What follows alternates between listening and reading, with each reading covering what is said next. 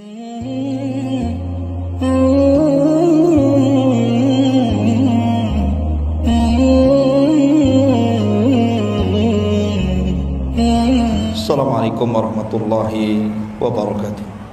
Pada malam hari ini kita akan membahas tentang satu tokoh besar yang merupakan tokoh madhab, dan madhabnya adalah madhab yang mayoritas di negeri kita, madhab Syafi'i, yang didirikan oleh Al-Imam Asy-Syafi'i rahimahullahu ta'ala. Namun begitu banyak orang-orang yang menasabkan kepada madhab Syafi'i, terkadang tidak kenal siapa Imam Syafi'i.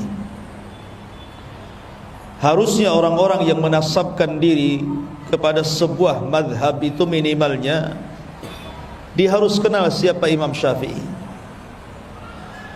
Memang dalam waktu yang singkat tidak mungkin kita bisa menceritakan tentang sosok Imam Syafi'i ini, tapi minimalnya kita mengetahui secara global siapa sebenarnya sosok Imam Syafi'i rahimahullahu ta'ala ini.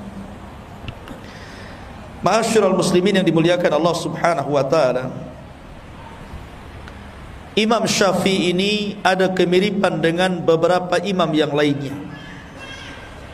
Di antaranya bahwa dia ditarbiyah oleh ibunya, karena Imam Syafi'i itu terlahir yatim, sama dengan Imam Ahmad. Dan rata-rata para imam, mereka ditarbiyah oleh orang tuanya, maksudnya oleh ibunya, dan berhasil, sehingga Imam Syafi'i rahimahullahu ta'ala menjadi imam dunia. Keyatimannya tidak menghalangi dia untuk menguasai dunia. Lah Imam Syafi'i rahimahullahu ta'ala itu berjumpa nasabnya dengan nasab Nabi pada Abdul Manaf.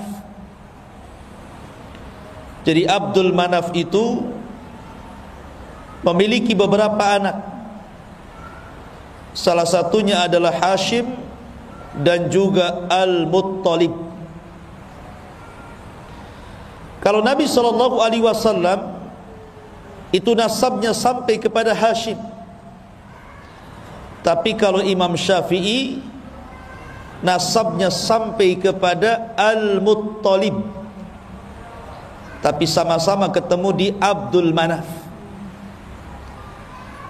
Artinya Imam Syafi'i itu masih ada kaitan dengan Alu Baiti Rasulillah sallallahu alaihi wasallam, masih masuk pada keluarga Nabi sallallahu alaihi wasallam, dan berjumpa di kakek buyutnya Rasul, Abdul Manaf. Akan tetapi walaupun Imam Syafi'i jalurnya sampai kepada Abdul Manaf, kita tidak mengenal bahwa dia seorang ahli bait. Yang kita kenal dia adalah seorang imam besar, imam cerdas, bahkan dikatakan mujaddidul ummah, pembaharu umat. Sampai-sampai ada ulama mengatakan bahwa Allah subhanahu wa ta'ala akan membangkitkan setiap 100 tahun sekali ada orang-orang yang memperbaharui agamanya. Maka 100 tahun pertama Allah bangkitkan Umar bin Abdul Aziz, dan 100 tahun kedua Allah bangkitkan Muhammad ibnu Idris, maksudnya Imam Syafi'i rahimahullahu ta'ala. Bagaimana kisahnya? Di mana lahirnya? Bagaimana belajarnya? Bagaimana pujian ulama kepadanya? Bagaimana dia menjadi alim ulama besar? Dan bagaimana wafatnya, kemudian bagaimana tersebar madhabnya? Inilah yang kita akan bahas kurang lebih 1 jam ke depan.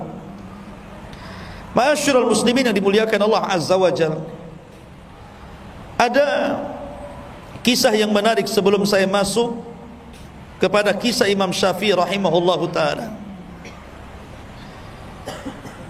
Imam Ahmad ibn Hanbal rahimahullahu ta'ala adalah orang yang sangat mengidolakan Imam Syafi'i. Jadi Imam Ahmad ibn Hanbal adalah salah satu murid dari murid-murid Imam Syafi'i. Jadi kalau kita lihat silsilah madhab itu sebenarnya murid dengan guru. Imam Malik gurunya Imam Syafi'i, Imam Syafi'i gurunya Imam Ahmad. Artinya bahwa di antara madhab-madhab fikih itu sebenarnya ada kaitan satu dengan yang lainnya. Masalahnya adalah ini pencetus-pencetus madhab itu tidak ada masalah dengan perselisihan mereka dengan gurunya. Yang jadi masalah adalah kita yang menasabkan dengan madhab Syafi'i, yang lainnya menasabkan dengan madhab Hambali, yang lainnya menasabkan dengan madhab Maliki. Jadi masalah gara-gara khilaf. Sampai-sampai suatu ketika ada kisah saking fanatiknya kepada madhab, sampai-sampai ada orang-orang yang berani itu membuat hadis palsu untuk memperkuat madhabnya. Seperti orang-orang yang fanatik kepada Imam Malik, Imam Darul Hijrah, kemudian merendahkan madhab yang lainnya. Mereka membuat hadis palsu dan mengatakan Nabi SAW bersabda, katanya, laula Malik lakana dinu halik. Kalau tidak ada Imam Malik, dunia agama ini akan hancur, katanya. Kalau tidak ada Imam Malik, agama ini hancur. Seolah-olah apa? Seolah-olah Nabi saja Imam Malik itu. Itu saking fanatiknya dengan Imam Malik sampai membuat hadis palsu. Bahkan Hanafi, madhab Hanafi tidak kalah, tidak mau kalah. Kalau dalam madhab Maliki mereka membuat hadis palsu, kemudian untuk dinasabkan kepada madhabnya, madhab Hanafi juga punya hadis, katanya. Ketika suatu ketika ada perdebatan antara seorang Hanafi dan Syafi'i, rupanya Hanafi kalah. Dikalahkan hujahnya oleh Syafi'i, oleh orang-orang yang menasabkan kepada madhab Syafi'i. Akhirnya mereka tidak terima. Kemudian mereka membuat hadis palsu dan mengatakan, ya'ti zamanun, akan datang zaman kepada kalian, ya. Akan datang kepada zaman, akan datang kepada kalian zaman di mana akan datang seseorang yang bernama Muhammad bin Idris, dan dia lebih bahaya dibandingkan iblis, katanya. Lihat, dicelanya Imam Syafi'i. Bahkan orang-orang yang bermadzhab Hambali juga, mereka membuat hadis palsu dan mengatakan, fawasiyati li ummati an tatahambalu. Rasul bersabda, wasiat untuk umatku adalah hendaklah bermadzhab Hambali, katanya. Muncul hadis-hadis ini, hadis-hadis maudhu, hadis-hadis palsu. Kenapa? Karena fanatik madhab. Sementara imam-imam madhab ini satu dengan yang lainnya guru dan murid. Imam Malik gurunya Imam Syafi'i, Imam Syafi'i gurunya Imam Ahmad. Kalau Abu Hanifah karena beda sendiri, dia berada di Syam, di Irak.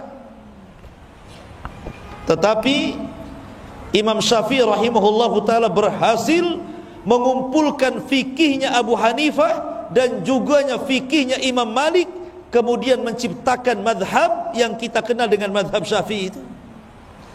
Menggabungkan dua madrasah, madrasah ahlu athar Imam Malik dan madrasah ahlul ra'i Abu Hanifah yang ada di Irak.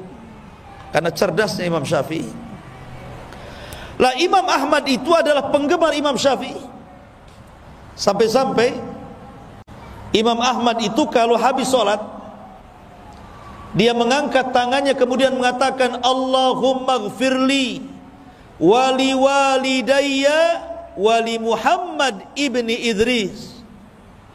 Ya Allah, ampuni dosaku, ampuni dosa kedua orang tuaku, dan ampuni dosanya Muhammad bin Idris. Siapa Muhammad bin Idris? Syafi'i. Jadi kalau antum ditanya siapa nama Imam Syafi'i, Muhammad ibnu Idris Sampai-sampai anaknya Imam Ahmad namanya Abdullah, karena keseringan mendengar bapaknya itu selalu memuji Imam Ahmad, selalu memuji Imam Syafi'i, jadi dia penasaran. Kemudian dia mengatakan kepada bapaknya Imam Ahmad, "Wahai bapakku, seperti apa Imam Syafi'i itu? Kenapa engkau senantiasa memuji Imam Syafi'i? Tidak ada waktu kecuali kau puji Imam Syafi'i. Dan kau doakan Imam Syafi'i sampai 40 tahun kau doakan dalam solatnya untuk Imam Syafi'i." Siapa emangnya dia? Karena putranya tidak tahu. Maka Imam Ahmad mengatakan, "Ya bunai, inna Syafi'i kasyamsi lid dunya wa kal afiyati lil jasadi." Wahai anakku, tahukah kamu Imam Syafi'i siapa? Imam Syafi'i itu seperti matahari untuk bumi ini, dan seperti kesehatan bagi orang-orang yang perlu kesehatan pada badannya. Jadi manusia berhajat kepada matahari dan berhajat kepada kesehatan. Artinya manusia sangat berhajat kepada Imam Syafi'i. Bayangkan Imam Ahmad loh 40 tahun berdoa kepada Imam Syafi'i agar Allah mengampuni dosanya. Pertanyaannya, pernah enggak antum mendoakan guru-guru antum itu? Jangan-jangan antum sendiri tidak pernah didoakan, apalagi doain orang. Orang tua antum aja enggak pernah didoakan gitu. Harusnya kita doakan guru-guru kita dalam setiap solat kita, dalam setiap doa kita, karena itu menunjukkan ketakwaan seseorang menghormati guru-gurunya. Karena bagaimanapun guru-guru itu sudah berjasa kepada anda ini, minimalnya telah memberikan keterangan dan hidayah untuk menjelaskan mana yang baik dan mana yang buruk, dan itu tidak bernilai harganya. Ma'asyiral muslimin yang dimuliakan Allah Azza wa Jalla, bahkan dikatakan oleh Ibnu Katsir rahimahullahu ta'ala, jadi Imam Syafi'i itu bukan hanya satu ulama, Imam Ahmad saja yang memujinya, tapi banyak para ulama memuji Imam Syafi'i. Sampai-sampai dikatakan oleh Abdurrahman ibn Mahdi. Abdurrahman ibn Mahdi dia seorang ulama besar yang ada di Baghdad, Irak. Dialah yang meminta kepada Imam Syafi'i untuk menulis sebuah kitab, namanya Kitab Usulul Fiqh. Dan itulah kitab pertama di dunia yang dikarang oleh Imam Syafi'i. Kalau ditanya siapa yang pertama kali mengarang kitab usul fikih, maka jawabannya adalah Muhammad bin Idris, Imam Syafi'i. Bayangkan, makanya dikatakan mujaddid. Karena seseorang tidak akan paham fikih kalau dia tidak belajar usulnya. Makanya ulama mengatakan, man harumal usul harumal wusul. Siapa yang diharamkan tidak paham dengan usul, maka tidak akan sampai ke tujuan, kata ulama. Karena orang bisa mengambil istinbat hukum dari Quran dan sunnah itu karena paham usul fikih. Dan tidak ada yang meletakkan usul fikih pertama kali kecuali Imam Syafi'i. Atas siapa? Atas permintaan Abdurrahman ibnu Mahdi, seorang alim ulama Baghdad. Jadi Abdurrahman ibn Mahdi ini mengirim surat. Ketika itu Imam Syafi'i berada di Mekah, agar menuliskan untuk dia satu risalah berbentuk usul fikih. Maka ditulis oleh Imam Syafi'i itu bagaimana caranya pengambilan istinbat hukum dari Quran dan Sunnah untuk masalah fikih. Kemudian setelah selesai, kitabnya disebut Ar-Risalah. Kemudian dihantar ke Baghdad. Ketika buku itu sampai di Baghdad, semua ulama-ulama Baghdad takjub dengan buku itu, memuji Imam Syafi'i. Kenapa? Karena belum pernah ada ulama yang mengarang buku seperti itu, mencerdaskan orang, sehingga orang memudahkan untuk istinbat hukum dari Quran dan Sunnah dalam masalah fikih. Makanya dia dikatakan pembaharu umat karena dia yang pertama kali meletakkan ilmu usul fikih, Imam Syafi'i ini. Sehingga kita orang-orang setelahnya memudahkan untuk memahami tentang hukum-hukum dalam fikih dengan pahamnya usul fikih itu. Ma'asyiral muslimin yang dimuliakan Allah Azza wa Jalla, apa kata Imam Abdurrahman Al-Mahdi rahimahullahu ta'ala? Dia mengatakan, kata Abdurrahman ibn Mahdi, demi Allah, aku tidak pernah melihat orang yang paling berakal melebihi Imam Syafi'i. Dia manusia yang ajaib dan cerdas. Ma'asyiral muslimin yang dimuliakan Allah Azza wa Jalla, dan banyak lagi pujian nanti kita akhirkan. Kita masuk pada sejarah pertama. Di mana Imam Syafi'i dilahirkan? Imam Syafi'i dilahirkan, ada yang mengatakan di Gaza. Kita kenal ada namanya jalur Gaza. Di mana? Palestina. Ada yang mengatakan dia dilahirkan di Asqalan. Asqalan, di mana Asqalan? Masih di Palestina. Jadi ada yang mengatakan di Gaza, ada yang mengatakan di Asqalan, intinya Palestina lah. Jadi Imam Syafi'i dilahirkan di mana? Di Palestina. Lahir pada tahun 150 Hijriah dan wafat pada tahun 204 Hijriah. Berarti berapa usia Imam Syafi'i? 53 kan? Kurang lebih 53 ya. Dia lahir tahun 150 Hijriah, wafat tahun 204 Hijriah. Siapa yang bisa ngitung? 80? 54? 54 tahun. Ya, kurang lebih 54 tahun. Artinya waktunya muda kan, 54 tahun kan masih muda tuh. Karena usia umat Nabi SAW berapa? Berkisar 60 tahun sampai 70 tahun saja kan. Artinya Imam Syafi'i itu masih muda meninggal itu. Tapi karyanya luar biasa. Bahkan pemikiran madhabnya sampai mempengaruhi seantero dunia, sampai ke negeri kita. Negeri kita ini mayoritas Syafi'i. Bayangkan usia yang sangat muda, tapi madhabnya bisa menyebar ke seantero dunia. Lah kebetulan di tahun kelahiran Imam Syafi'i itu adalah hari wafatnya Abu Hanifah. Jadi Abu Hanifah itu wafat pada tahun 150 Hijriah, tepat dengan lahirnya Imam Syafi'i di tahun 150 Hijriah. Jadi Abu Hanifah wafat, lahir Imam Syafi'i. Seolah-olah Allah Subhanahu wa ta'ala ingin menggantikan dengan wafatnya Abu Hanifah, lahirnya imam yang menggantikan Abu Hanifah, Imam Syafi'i Muhammad ibn Idris rahimahullahu ta'ala. Lah ketika usia Imam Syafi'i ini 2 tahun, meninggal ayahnya. Masih muda ayahnya sudah meninggal. Akhirnya kemudian ibundanya membawa Imam Syafi'i yang ketika itu usianya 2 tahun dari Palestina, dibawa ke Mekah. Kemudian ditarbiyah oleh ibunya.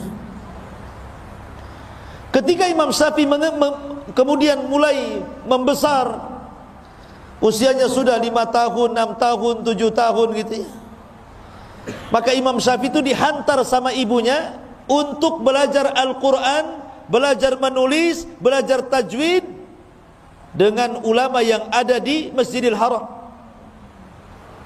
Jadi mungkin kalau istilah orang sekarang ngaji TPQ lah ya. Jadi di zaman itu ada TPQ juga. Masalahnya TPQ juga bayar kan sama gurunya. Imam Syafi'i ini tidak punya uang karena memang miskin dia. Dia tidak bisa bayar sehingga dia malu. Akhirnya dia pun mengatakan kepada ibunya, saya ingin nggak akan belajar sampai ibu bayar dulu tuh SPP-nya, itu bahasanya gitu. Tapi ibunya mengatakan, gini saja wahai Syafi'i, aku berikan kau solusi. biar kamu tetap belajar karena ibu tidak sanggup membiayai kamu. Sudah gini saja, kalau ada syekh sedang ngajari anak orang kaya, kamu pura-pura duduk dekat dia, jangan ketahuan gurumu. Nanti apa yang diajarkan kau tangkap, kau hafal. Jadi kalau saya lagi ngajar anak-anak, nanti antum di situ duduk pura-pura dengerin gitu. Kata ibunya, apapun yang dikatakan gurunya kepada anak orang kaya itu, kau tangkap, kau hafal katanya. Betul dia nurut dengan ibunya. Subhanallah, berikan kecerdasan kepada Imam Syafi'i. Apapun yang dikatakan gurunya langsung hafal. Sampai-sampai di usia 7 tahun sudah hafal Quran. Di usia 7 tahun sudah hafal mutun-mutun. Dan dia memiliki suara yang sangat indah. Sampai-sampai gurunya itu apabila tidak hadir mengajar anak-anak, Imam Syafi'i yang menggantikan padahal masih kecil.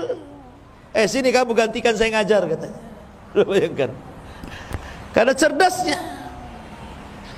Bahkan di usia 10 tahun Imam Syafi'i sudah mampu menghafal kitabnya Imam Malik Al-Muwatta. 30.000 hadis di dalam Muwatta itu. Imam Syafi'i ini hafal. Bayangkan, hafal usia berapa? 10 tahun.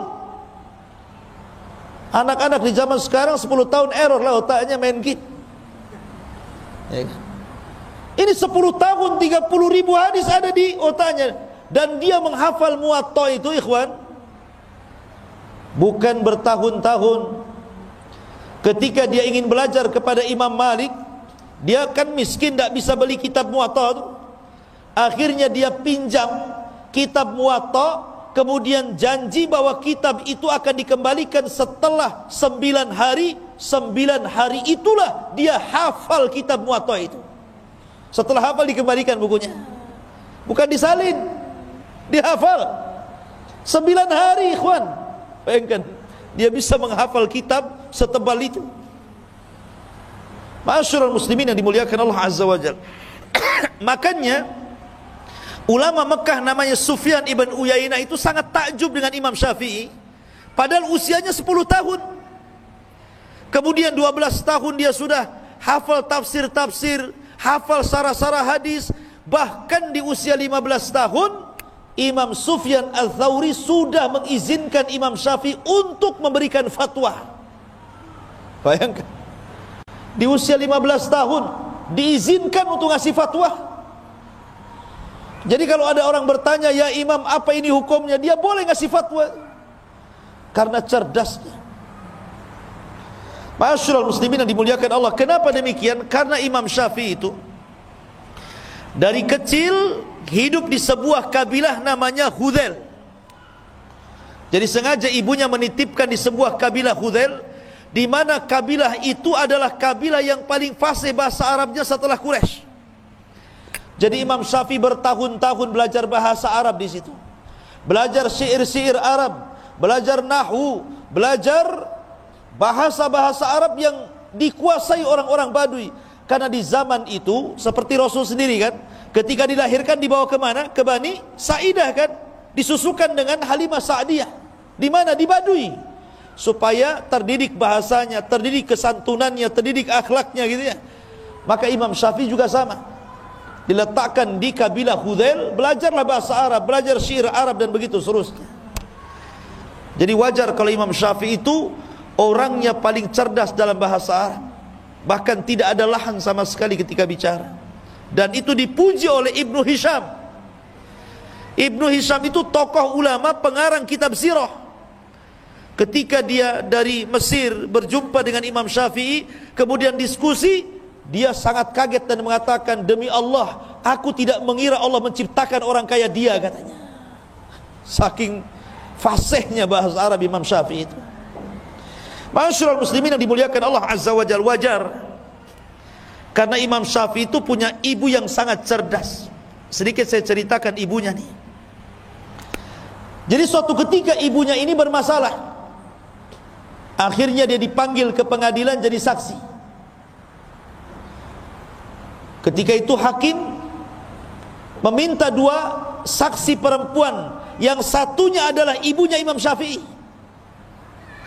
Kemudian setelah yang satu bersaksi, hakim meminta agar saksi yang pertama diletakkan di ruangan ini, kemudian saksi yang kedua diletakkan di ruangan itu, supaya jangan nanti saling berbisik satu dengan yang lainnya.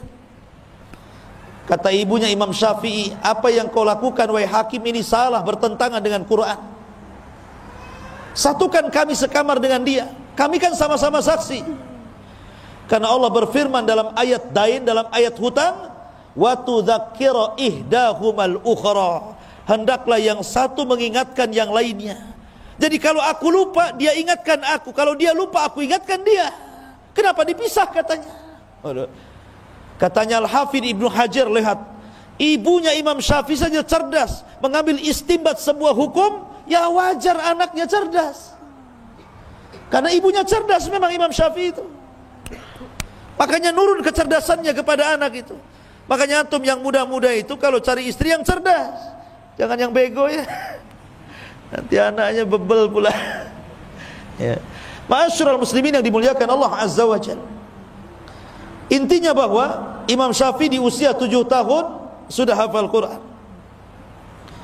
Kemudian setelah kemudian dia belajar bahasa, kemudian sudah diizinkan untuk memberi fatwa itu di Mekah oleh Sufyan ibn Uyainah. Disitulah Imam Syafi'i ingin belajar kepada Imam Malik di Madinah. Ingat, Imam Malik saat itu adalah ulama dunia, ulama yang disegani oleh para penguasa. Karena di zaman Imam Syafi'i itu penguasanya siapa? Penguasanya Khalifah Harun ar-Rasyid. Jadi Imam Syafi'i itu hidup di zaman Khalifah Harun ar-Rasyid. Lah Imam Malik ini orang besar, dia ulama besar sampai dikenal satu dunia. Lah Imam Syafi'i belum dikenal, masih kecil. Dia ingin belajar kepada Imam Malik, tapi dia sudah persiapkan, dia sudah hafal muwatta'nya dulu.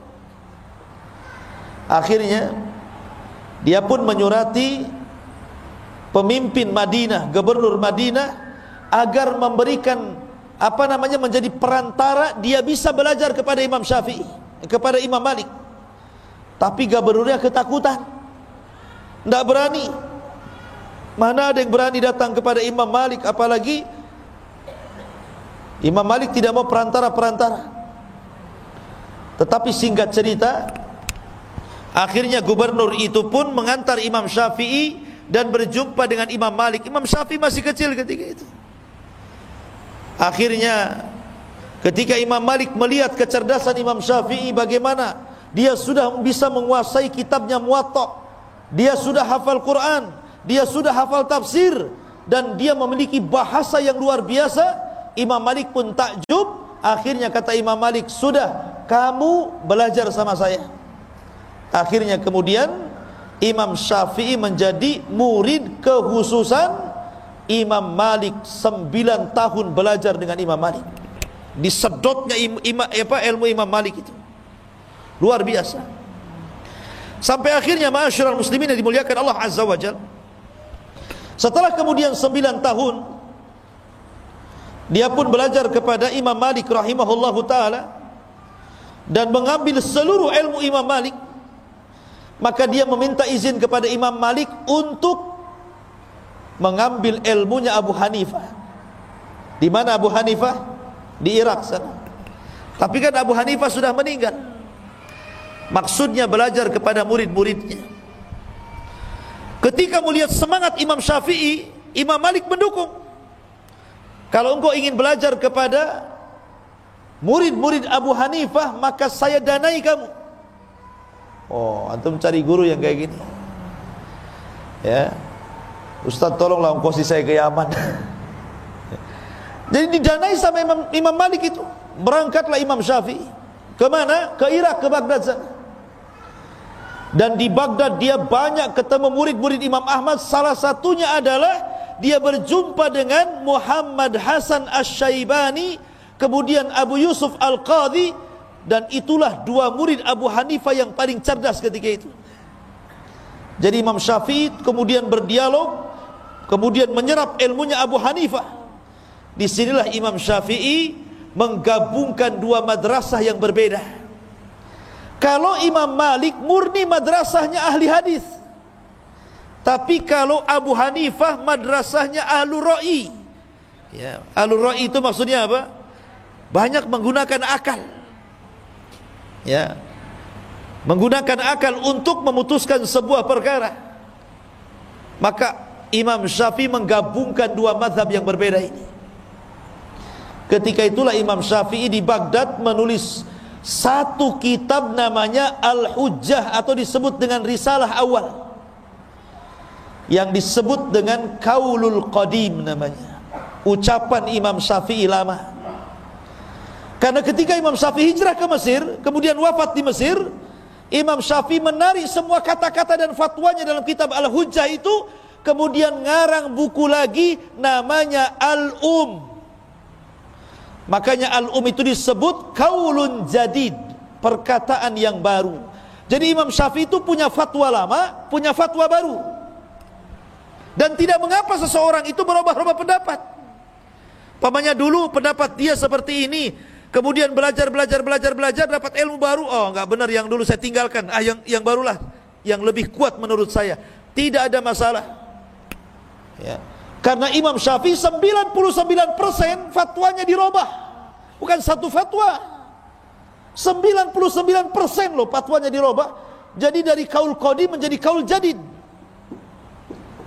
Tetapi para ulama setelahnya, ada yang kemudian memandang kaul qadim itu lebih kuat sehingga menguatkan kaul qadim. Ada yang kemudian memandang kaul jadid lebih kuat, akhirnya merojehkan kaul jadid. Terjadilah khilaf antar madhab Syafi'i. Ya, gitu ya. Jadi di tubuh madhab Syafi'i itu banyak khilaf. Karena ada yang mengambil perkataan yang lama dari Imam Syafi'i, dan ada yang mengambil perkataan baru Imam Syafi'i masalahnya. Tapi begitulah Imam Syafi'i, orang yang paling cerdas luar biasa. Jadi ketika Imam Syafi'i kemudian ke Baghdad, kemudian menyerap ilmunya orang-orang Baghdad dan mampu menguasai fikihnya Hanafi, kemudian dia akhirnya pulang lagi ke Mekah, ke Madinah. Ketika itulah kemudian dia ingin berangkat ke Yaman. Lihat para ulama ini, mereka kalau belajar itu rihlah, berjalan ke sana kemari. Tapi bukan jalan-jalan, betul-betul menuntut ilmu. Berangkatlah Imam Syafi'i ke Yaman. Di Yaman inilah Imam Syafi'i akhirnya belajar kepada orang-orang yang pakar-pakar firaq. Bahkan pernah belajar Syiah supaya membantah Syiah, bukan untuk belajar Syiah. Dia belajar Syiah itu untuk dibantah. Karena ada orang-orang Syiah yang mengatakan Syafi'i itu Syiah katanya. Enggak, Imam Syafi'i itu ahli sunnah. Lah, ketika kemudian di Yaman inilah Imam Syafi'i mempelajari banyak hal. Salah satu yang dipelajari adalah ilmu firasah. Firasat, ilmu firasat. Jadi kalau melihat orang itu, gelagatnya tahu ini orang baik atau orang jahat. Di dunia ini sampai-sampai dikatakan yang mampu mempelajari ilmu firasat cuma dua saja. Pertama Khalil Ibn Ibrahim, dan yang kedua Imam Syafi'i Muhammad bin Idris. Dia mempelajari ilmu firasat. Dia nengok orang saja udah tahu nih, banyak utang nih kayaknya. Jadi luar biasa itu. Bukan meramal, itu ada ilmunya itu. Tapi tidak semua orang bisa kan gitu ya. Memang Imam Syafi'i membidangi itu. Karena kekuatan hafalan, kekuatan akal, kecerdasannya itu loh, sehingga dia mampu menguasai ilmu firasat itu. Tapi Allah takdirkan ikhwan, di Yaman ini dia terkena fitnah, di mana Imam Syafi'i difitnah oleh gubernur yang ada di Yaman, bahwa dia hendak memberontak kepada Khalifah Harun ar-Rasyid karena hasadnya. Para ulama-ulama sesat melaporkan kepada penguasa Yaman, kemudian akhirnya Imam Syafi'i ditangkap dengan beberapa ulama yang lainnya, kemudian dibawa ke Baghdad, dihadapkan kepada Khalifah Harun ar-Rasyid. Subhanallah. teman-temannya mati dipenggal. Ketika giliran Imam Syafi'i ini, wahai Syafi'i, Anda masuk sini. Kemudian khalifah bertanya, betul kau akan memberontak kepada diriku? Maka Imam Syafi'i menjelaskan bahwa tuduhan itu tidak benar. Bahkan Imam Syafi'i harus masuk penjara dan disiksa di penjara. Tapi kemudian setelah mendengarkan dialog dan mengatakan, tidak mungkin aku memberontak kepadamu wahai khalifah. Kemudian dia mengatakan bahwa diriku ini hafal Quran, hafal tafsir, hafal hadis, hafal mutun. Disebutkan penguasaan dia tentang ilmu agama. Lah, Harun ar-Rasyid ini ulama juga walaupun dia khalifah. Karena Harun ar-Rasyid itu belajar kepada Imam Zuhri, belajar kepada ulama-ulama yang lain, sehingga Harun ar-Rasyid itu mengumpulkan dua keutamaan. Pertama khalifah, yang kedua ulama. Akhirnya kemudian ditanyalah Imam Syafi'i, apa pengetahuanmu tentang Quran, tentang hadis, tentang ini, tentang itu? Dijawab semuanya, termasuk tentang nasab. Imam Syafi'i paling tahu. Ya. Lah ketika itulah maka Imam Syafi'i, lah ketika persidangan itu ada Muhammad Hasan Asy-Syaibani yang suka diajak berdebat dengan Imam Syafi'i dan diambil ilmunya. Kemudian Imam Syafi'i menunjuk, sesungguhnya yang tahu diriku adalah dia, maksudnya Muhammad Hasan Asy-Syaibani. Kemudian Muhammad Hasan Asy-Syaibani mengatakan kepada khalifah, ya, saya tidak yakin kalau tuduhan itu ada pada orang itu, maksudnya Imam Syafi'i. Akhirnya Khalifah Harun ar-Rasyid melepaskan Imam Syafi'i. Jadi ulama itu ada saja ujiannya, ikhwannya. Masuk penjara, dipanggil khalifah, kemudian diancam untuk dibunuh, ya. Itulah para ulama. Ma'asyiral muslimin yang dimuliakan Allah Azza wa Jalla. Kemudian setelah Imam Syafi'i, beliau ke Yaman dan belajar berbagai macam ilmu. Maka kemudian Imam Syafi'i pun kembali ke Mekah dan sempat kemudian memberikan fatwa di sana. Tapi kemudian setelah itu Imam Syafi'i kemudian safar lagi ke Mesir, dan itu ketika mendekati usia 50 tahun. Dia ke Mesir. Di Mesir inilah dia mengarang kitab itu. Yang menarik, perkataan lamanya dalam kitab Al-Hujjah ditarik semuanya, kemudian mengarang satu kitab dan hanya 5 tahun di Mesir. Akhirnya Imam Syafi'i pun meninggal dunia di Mesir. Itulah sejarah singkat Imam Syafi'i. Baik, kita akan membahas beberapa akhlak, ketakwaan, dan keajaiban Imam Syafi'i. Ma'asyiral muslimin yang dimuliakan Allah Subhanahu wa ta'ala, Imam Syafi'i ini dikenal ketakwaannya. Suatu ketika berkumpullah Imam Syafi'i, kemudian Sufyan ibn Uyainah, kemudian para ulama yang lain di hadapan Khalifah Harun ar-Rasyid. Ketika itu Harun ar-Rasyid meminta agar salah satu ulama itu memberikan nasihat. Cobalah kalian memberikan nasihat. Bentar ya, kok makin kecil saja suaranya, apa habis baterainya. Lah ketika itu kemudian Khalifah meminta Imam Syafi'i memberikan nasihat, tapi Imam Syafi'i tidak mau. Kenapa? Karena ada gurunya Sufyan ibn Uyainah. Kata Sufyan ibn Uyainah, yang lain saja. Begitulah ulama, kalau disuruh itu melempar-lempar juga ya. Kamu saja, kamu saja. Sampai-sampai ada cerita, ini ada ustad-ustad di Jawa ini. Ditanya, Pak Ustad, ini hukumnya apa? Kata Ustad ini ikiae katanya. Tahu ikiae? Ini saja. Yang satunya ikiae katanya. Terakhir jawab, oh itu kiai katanya. Itulah nama kiai itu diambil dari ikiae itu. Kan gitu. Ma'asyiral muslimin, enggak, ini canda. Jadi akhirnya kemudian karena tidak ada yang yang berbicara untuk memberikan nasihat, akhirnya Harun ar-Rasyid dia yang kemudian memberikan nasihat. kemudian dia bacakan ayat-ayat, kemudian dia bacakan hadis-hadis Nabi SAW dan perkataan para sahabat Rasul. Subhanallah, Imam Syafi'i ini dikenal kalau dinasihati dia menangis kemudian pingsan. Jadi kalau dia mendapatkan nasihat yang menyentuh itu, langsung menangis kemudian pingsan. Sampai-sampai ketika Harun ar-Rasyid kemudian memberikan nasihat, tahu-tahu Imam Syafi'i nangis kemudian pingsan, langsung berhenti dia. Dan orang-orang mengatakan, apakah dia mati katanya? Apakah dia mati katanya kan? Rupanya dia hanya pingsan saja. Sampai seperti itu orang mendengar nasihat nangis kemudian pingsan. Ini kalau tidak bersumber dari hati yang ikhlas, tidak mungkin seperti itu. Ma'asyiral muslimin yang dimuliakan Allah Azza wa Jalla, kisah perdebatan antara Yunus As-Sadafi dengan Imam Syafi'i. Ini guru murid sebenarnya ini. Biasa orang dulu itu murid berdebat dengan gurunya.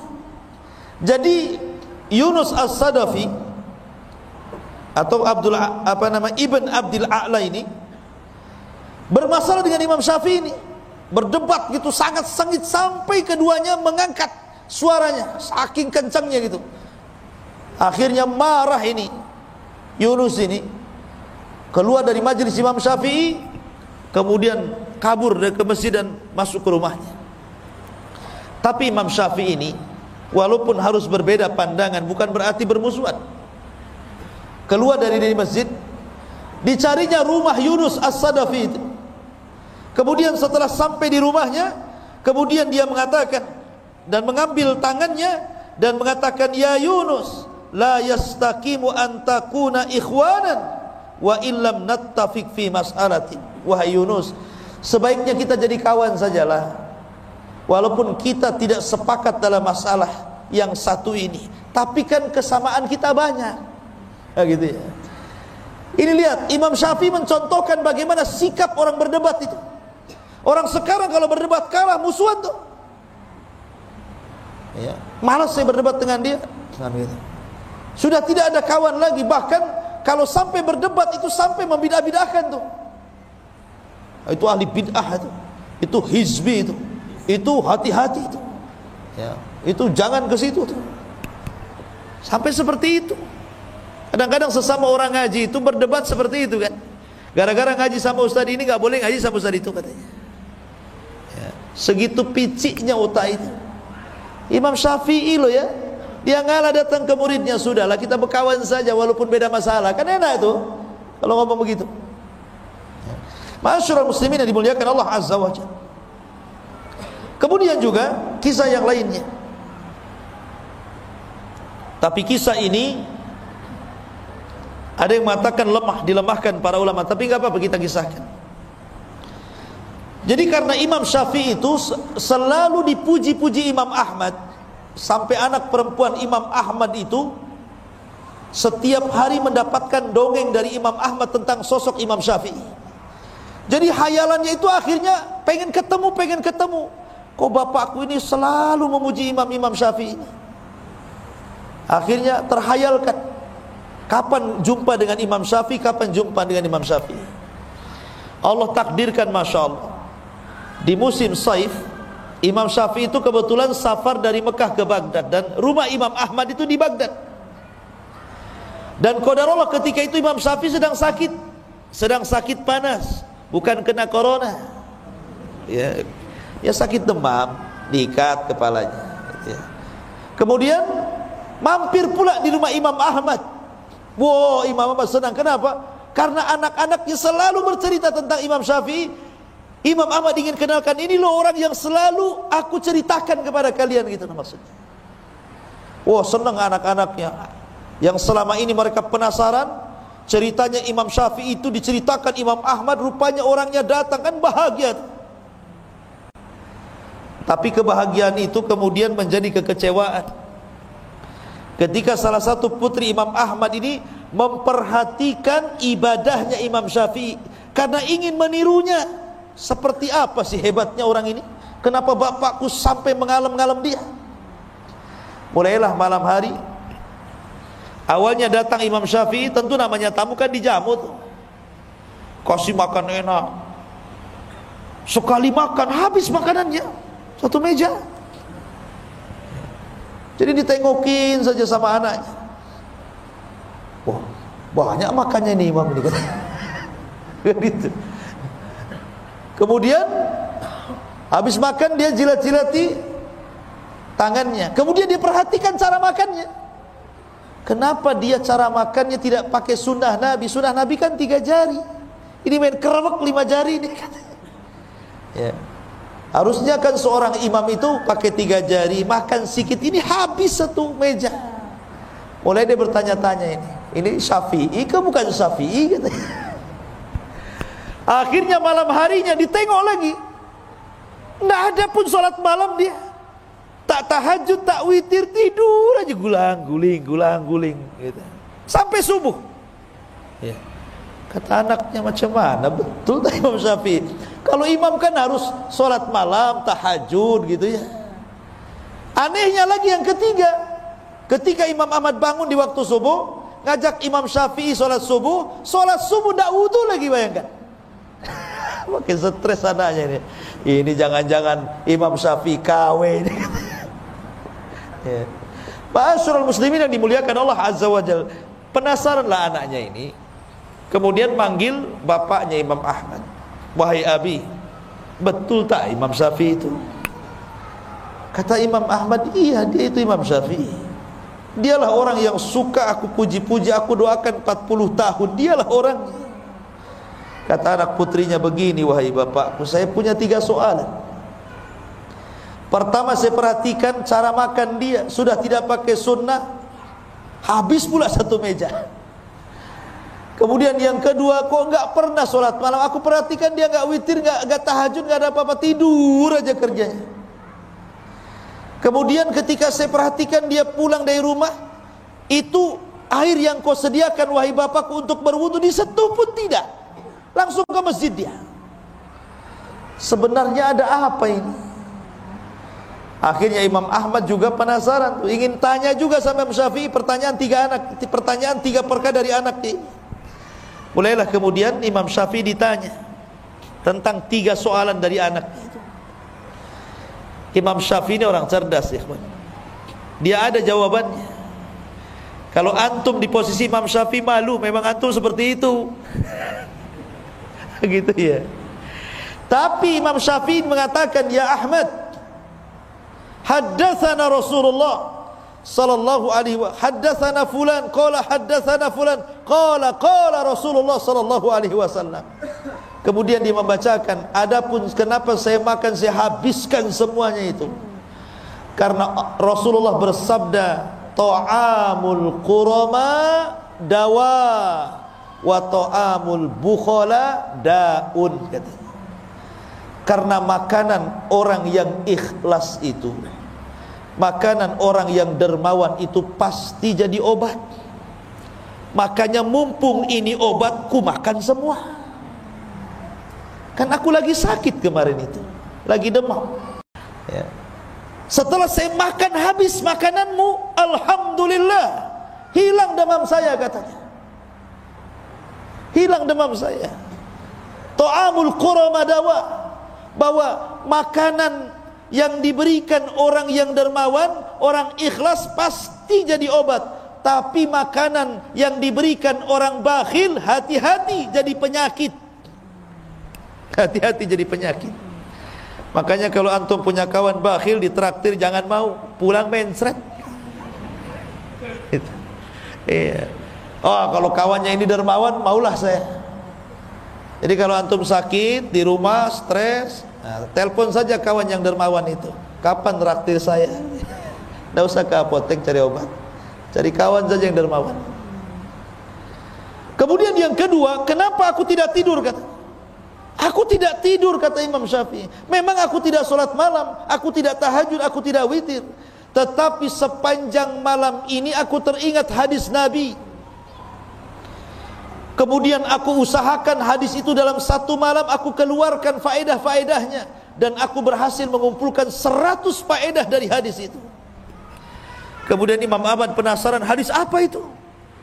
Kemudian Imam Syafi'i mengatakan, hadis tentang burung Nugair. Jadi Anas bin Malik itu punya adik kecil belum balik, namanya Abu Umair.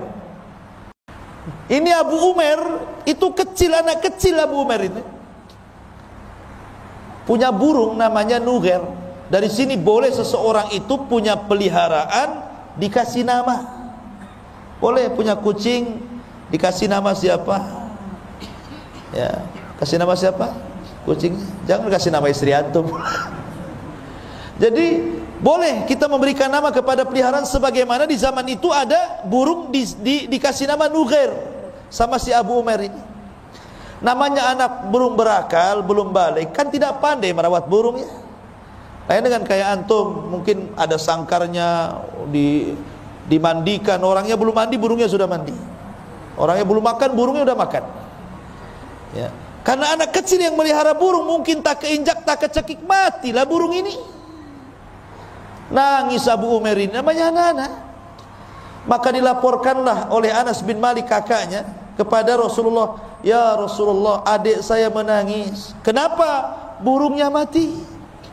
Maka Nabi langsung dari rumahnya, bayangkan, takziah gara-gara kematian burung. Bayangkan, orang burung mati takziah loh Nabi. Bukan orang saja takziah, Nabi bertakziah sama anak kecil gara-gara burungnya mati. Kenapa? Karena tahu Nabi itu bagaimana rasanya anak kecil pecah hatinya. Itu sama dengan orang dewasa ketika ditinggal oleh pacarnya. Hatinya sakit, anak kecil itu sakit loh kalau mainannya hilang kan ya. Makanya Rasul takziah, kasihan. Nah itulah, makanya amalan yang paling tinggi itu jabrul qalbi, ikhwan. Berusaha menenangkan hati orang, jangan membuat orang itu sedih. Sururun tudkhiluhu ala qalbi muslim, kebahagiaan yang kau masukkan kepada hati seorang muslim. Akhirnya kemudian kata Imam Syafi'i kepada Imam Ahmad, aku perhatikan hadis itu semalam suntuk dan aku berhasil mengeluarkan 100 faedah dari hadis itu. Jadi aku nggak tidur, aku mikir hadis itu saja. Kata Imam Ahmad, coba sebutkan apa faedahnya? Disebutkan 1, 2, 3 sampai 100. Subhanallah, kata Imam Ahmad, aku belum pernah mendapatkan faedah sebaik ini. Adapun aku subuh tidak wudu, bukan berarti aku tidak berwudu, karena aku belum batal dari wudu isya. Makanya aku gunakan untuk sholat subuh. Kan dia nggak tidur. Tuh, ini kalau ulama ada jawabannya. Kalau antum malu besok nggak mau lagi ke situ, ya kan? Tetapi ikhwan, kisah ini dikritik para ulama. Kisah ini nggak benar. Bahkan hadis tadi juga tentang masalah makanan orang-orang yang ikhlas dan juga orang-orang dermawan itu obat, hadisnya maudhu, sebagaimana dikatakan Imam Zahabi rahimahullahu taala. Tapi kisah ini masyhur masalahnya. Kisah ini masyhur di masyarakat tentang Imam Ahmad Imam Syafi'i yang bertamu kepada Imam Ahmad ini. Makanya harus disebutkan tentang derajatnya. Taib. Ma'asyiral muslimin yang dimuliakan Allah Subhanahu wa taala. Kemudian suatu ketika Imam Syafi'i ini pulang dari Baghdad. Karena dia tidak mau mengganggu Imam Malik yang sedang mengajar. Karena pasti kalau dia tahu dirinya datang, pasti akan berhenti belajar, pasti akan menyalami dan memeluknya, dan nanti masalah ini orang belajar ini terganggu. Dia tidak mau mengganggu orang yang sedang belajar. Sehingga Imam Syafi'i supaya tidak ketahuan oleh Imam Malik kedatangannya, dia pun diselendangkan mukanya, jadi hanya nampak matanya saja. Kemudian berbaur dengan murid-muridnya yang masuk kepada halaqahnya Imam Malik. Lah Imam Syafi'i pun duduk di halaqah itu, nggak tahu Imam Malik kalau di situ ada Imam Syafi'i muridnya itu. Dan Imam Syafi'i pun tidak mau ngasih tahu karena takut mengganggu orang yang sedang belajar. Rupanya ketika Imam Malik sedang mengajar, kemudian dia ditanya sebuah persoalan, tidak bisa jawab. Akhirnya dilemparkan ke murid-muridnya, siapa di antara kalian yang bisa menjawab pertanyaan muskilah ini? Semua diam, tidak ada yang bisa menjawab. Kata Imam Syafi'i kepada orang sebelahnya, jawab, Begini loh jawabannya. WC. Akhirnya berdiri. Saya Imam Malik. Kata Imam Malik, "Fadhal." Dijawab, "Benar." Imam Malik heran, kenapa dia bisa tahu? Ya. Qum, berdiri. Ya. Bagaimana kau bisa tahu? Kata orang ini, nih sebelah kan. Ini sebelah yang ngasih tahu kan ya. Imam Syafi'i subhanallah, dia berusaha untuk jangan sampai tahu.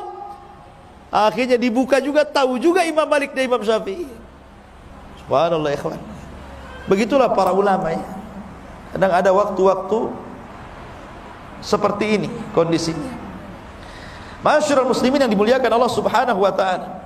Kemudian juga dijelaskan beberapa kisah juga tentang Imam Syafi'i, bahwa suatu ketika Imam Syafi'i rahimahullahu taala dia melewati, jadi kalau dia punya guru namanya Imam Waqi. Imam Waqi itu gurunya Imam Syafi'i.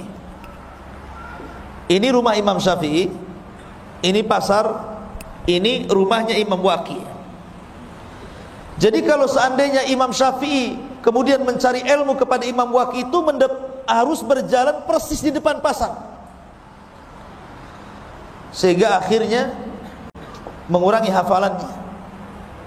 Dia pun mengadu kepada Imam Waqi dan mengatakan, "Syakautu ila Waqi su'a hifdin fa arsyadani bi antarkil ma'asi wa'lam bi annal ilma nurun wa nurullah la yuhda lil 'asi." Aku mengadu kepada Imam Waqi tentang buruknya hafalanku. Maka Waqi pun memberikan nasihat agar aku meninggalkan maksiat. Ketahuilah bahwa ilmu itu cahaya, dan cahaya Allah tidak mungkin menembus hati orang yang bermaksiat. Ketika dia mendengar wejangan Imam Waqi ini, dia berpikir, maksiat apa yang aku sudah lakukan ini? Kenapa hafalanku makin berkurang? Padahal sudah kucoba. Jadi dia berpikir gitu kan, oh betul kata guruku ini, bahwa yang membuat aku ini hilang hafalan gara-gara maksiat. Tapi maksiat apa? Gitu. Dipikir, akhirnya dia baru paham. Jangan-jangan gara-gara lewat di depan pasar. Bayangkan Imam Syafi'i lewat di depan pasar, merutul hafalannya. Padahal nggak ngapa-ngapain, lewat depan pasar aja. Akhirnya keesokan harinya, ketika dia sudah tahu sebabnya, dia ganti rutenya. Jadi nggak mau lagi lewat depan pasar, lewat belakang pasar dia. Setelah lewat belakang pasar, kuat lagi hafalannya. Ya, itu lama dulu ikhwan. Ya. Kenapa? Karena di pintu pasar itu banyak kemaksiatan di situ. Pasar itu kan tempat perangnya setan, ikhwan. Setan itu kalau mau perang dia ke pasar, bawa bendera, ditancapkan bendera perangnya itu. Makanya Rasul mengatakan, seburuk-buruk tempat pasar, sebaik-baik tempat masjid. Tapi pasar sekarang ini luar biasa, lihat mall itu. Orang masuk saja tidak mau keluar. Disulap di zaman sekarang ini. Seburuk-buruk tempat jadi seindah-indah tempat. Kan gitu. Jadi Imam Syafi'i ini kalau lewat pasar ini, karena menyaksikan banyak maksiat dalam pasar itu yang mengurangi, padahal dia tidak ikut terlibat dalam kejahatan itu, dalam maksiat dalam pasar itu. Tapi itu sudah bisa mempengaruhi loh ya. Coba pengaruhi. Jadi sebenarnya yang membuat kita tidak cerdas, yang membuat kita hafalannya hilang, yang membuat kita tidak hafal, pamannya kita ini membaca. Anggaplah kemarin hafal wadduha, kemudian sekarang hafal watini, wadduhanya hilang, watininya hafal. Besoknya kulhu, watininya hilang, kulhunya yang hafal. Kan ada tuh yang seperti itu. Itu bukan nambah hafalan, ganti hafalan tuh. Diganti itu hafalannya ya. Ya. Boleh itu karena kenapa kok jadi ganti hafalan bukan nambah hafalan, itu karena maksiat yang dilakukan. Maksiat sebenarnya menjadikan orang itu jahil. Ya, dan ini wasiat yang bagus daripada Imam Syafi'i rahimahullahu ta'ala. Ma'asyiral muslimin yang dimuliakan Allah subhanahu wa ta'ala. Adapun Imam Syafi'i ini memiliki guru-guru yang luar biasa. Di antaranya beliau memiliki guru di Madinah namanya Malik ibn Anas. Imam Malik ibn Anas, Ibrahim ibn Sa'ad al-Ansari, Abdul Aziz ibn Muhammad ad-Darari, Ibrahim ibn Abi Yahya, Abdullah ibn Tafih As-Sa'ig. Kemudian di Yaman dia juga punya guru namanya Hisham ibn Yusuf Qadhi Yaman. Kemudian Amr ibn Abi Salamah, Yahya bin Hassan, Mutarrif ibn Mazin. Kemudian di Irak dia juga punya guru namanya Waqi ibn Jarrah, Abu Usamah Hamad ibn Usamah Al-Kufiyan, Ismail ibn Ulayyah dan yang lainnya. Termasuk di Mekah dia berguru kepada Sufyan ibn Uyainah, Muslim ibn Khalid, Abdul Majid dan yang lainnya. Intinya bahwa itulah guru-guru kondang beliau yang menjadikan Imam Syafi'i menjadi sebuah ulama besar dan akan senantiasa dikenang siapa Imam Syafi'i. Tetapi ingat, Imam Syafi'i sendiri mengatakan dalam urusan madhab, idza sahhal hadis fahuwa madhabi. Kalau hadis itu sahih, berarti itu madhabku. Maknanya kalau kita mengikuti hadis yang sahih, kata Imam Syafi'i, dia sudah ikut madhabku. Ya kan? Jadi tidak perlu fanatik dengan madhab itu ya. Karena kalau kita bicara madhab itu ada 3 kelompok di masyarakat itu. Satu, ada orang yang fanatik buta dengan madhab. Saya mah Syafi'i Ustaz, Hambali tidak mau, Maliki ogah, Hanafi apalagi katanya. Saya tidak mau. Syafi'i tetap Syafi'i, hidup mati Syafi'i katanya. Mau benar mau salah Syafi'i. Ada orang yang seperti itu. Itu fanatik madhab. Yang kedua, ini kelompok yang kedua, nggak mau bermadhab dia. Apalah Syafi'i, Maliki, Hambali, nggak mau. Kenapa? Karena Rasul bersabda, kutinggalkan 2 pusaka kepada kalian, siapa yang berpegang selamat kalian, tidak akan sesat. Quran dan sunnah. Quran sunnah saja saya, madhab tidak perlu ya. Ada kan orang seperti itu, Quran sunnah sajalah saya. Karena Rasulullah yang menyebutkan Quran sunnah, tidak disuruh ngikut Syafi'i, Maliki, Hanafi, Hambali. Ada orang yang tidak perlu madhab, tidak perlu saya madhab. Kelompok yang ketiga ini tengah-tengah. Dia tidak melepaskan madhab dan tidak juga fanatik madhab. Mana-mana yang benar dari madhab itu, umpamanya kebenaran ada dalam Syafi'i, saya Syafi'i. Kebenaran dalam Hambali, saya Hambali. Kebenaran ada pada Maliki, saya Maliki. Kebenaran pada Abu Hanifah, saya Hanafi. Mana-mana yang benar itulah yang dipilih. Dan harusnya ambil yang terakhir ini pendapat kita, supaya tidak fanatik madhab ya. Karena masing-masing ulama itu kan punya keistimewaan ya. Sekarang kalau seandainya orang yang tidak mau bermadhab ini, Quran sunnah saja, saya katakan, gimana kau caranya memahami Quran dan sunnah kalau tanpa ulama? Justru dengan adanya madhab itu kita tertolong. Jadi kita paham maksud Quran, maksud hadis. Ini loh ulama yang paling paham, karena ulama itu warasatul anbiya. Tetap kita butuh ulama untuk memahami itu, karena kita bukan siapa-siapa. Tapi kita juga jangan sampai fanatik, karena mereka bukan nabi. Ulama itu tidak maksum. Yang maksum itu nabi. Makanya ambil yang benar, campakkan yang salah. Itulah seruan dan slogan mereka semuanya. Seperti Imam Syafi'i mengatakan, apabila kau dapati dalam bukuku menyelisih Al-Quran dan Sunnah, tinggalkan. Tetapi yang sesuai dengan Quran dan Sunnah ambil. Itu kata-kata Imam Syafi'i itu ya. Maka kita ambil yang sesuai dengan Al-Quran dan Sunnah, dan kita tinggalkan yang tidak sesuai, selesai ya kan. Jadi tidak perlu lagi kita sibuk. Anda bermadhab, bermadhab, tapi semua madhab gitu ya. Ustaz saya mau Syafi'i saja, nggak apa-apa. Antum Syafi'i saja, nggak dilarang. Tapi kalau yang jelek, artinya jangan mengikuti semuanya. Karena tidak semua perkataan Syafi'i kan benar, kan namanya manusia pasti salah kan begitu. Yang benar saja nggak apa-apa ambil, yang salah jangan. Ya, karena banyak para ulama pun mereka bermadhab Syafi'i. Imam Nawawi Asy-Syafi'i, Ibnu Hajar Asy-Syafi'i, kan begitu. Nggak apa-apa. Syafi'i nggak apa-apa Syafi'i, tapi Syafi'i yang lurus. Jangan di sini Syafi'i, di sana tak Syafi'i pula. Ya kan? Ada yang seperti itu, ada. Ya. Contohnya gimana? Dalam mazhab Syafi'i, kalau cerita cadar itu wajib. Imam Syafi'i kalau bicara cadar itu wajib. Justru mazhab yang lain tidak mengatakan wajib. ya kan? Tapi ketika ada orang yang kemudian bersadar, dibilang apa? Itu niru adat Saudi. Saudi itu Hambali, ikhwan, bukan Syafi'i. Kan gitu ya. Itu karena tidak paham madhab kan. Harusnya kalau dia paham madhab jangan ngomong begitu. Justru dalam madhab Syafi'i itu wajib pakai cadar itu, dan madhab yang lain tidak. Kenapa anda kemudian ngaku madhab Syafi'i tapi urusan ini anda katakan dari Saudi katanya? Berarti tak paham madhab ya. Itulah pentingnya seseorang itu mempelajari fikih sesuai dengan madhab supaya tidak fanatik. Wallahu a'lam bishawab. Ikhwatu fi din, ini yang bisa sampaikan. Mudah-mudahan ada manfaatnya. Subhanakallah bihamdika asyhadu an la ilaha illa anta astaghfiruka wa atubu ilaik. Allahu ta'ala alam. Assalamualaikum warahmatullahi wabarakatuh.